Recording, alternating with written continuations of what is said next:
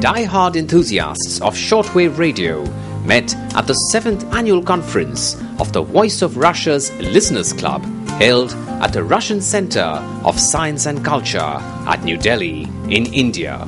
This was an opportunity for listeners not only to meet some of their favorite radio hosts, but also to be interviewed by them. But perhaps the greatest motivation for listeners to travel from far and wide to this conference was the emotional bond they have with this station.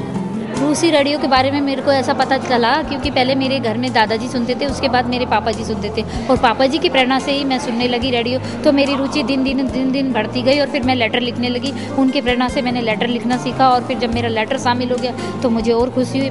It is this fan following that some in India now see as a good business opportunity. A local Indian FM station, Fever FM, decided to tie up with Radio Russia for relaying content, and the results seem to be paying dividends. We started with a small segment, then started getting a little bigger, and now we almost have 2 hours of Russian broadcast every day into 365 days. But apart from business, the basic aim of building people-to-people contacts between Russians and Indians is another important traditional role the station continues to fulfill.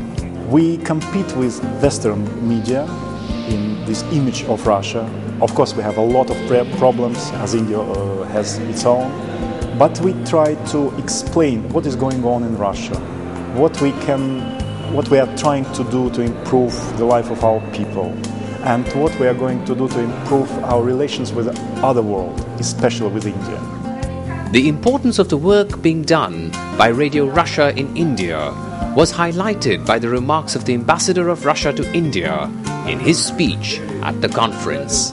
We shall report to President Putin about the deliberations of our conference and will tell him that not only Russia as a friendly country, but the voice of Russia is also popular among our Indian friends. Some experts feel that radio is losing ground to other new media. But not everyone agrees that radio will be replaced. Radio may have gone down with the television coming up or internet coming up, but radio is one thing which is you can hear anywhere, and I call it mobile media.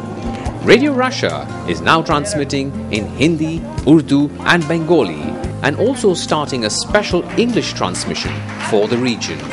Taking advantage of new technology, Radio Russia is trying to augment their services rather than replace them. One step in that direction is their online presence with their website. It's a printed media you can read, it's a radio you can listen. Via this internet site you will also be able to listen radio translations, and you can look and watch some sort of TV programs there. For the audience, there seems to be much in stock in the future as Radio Russia grows as a multimedia platform and listeners get more opportunities to participate and air their views in this domain.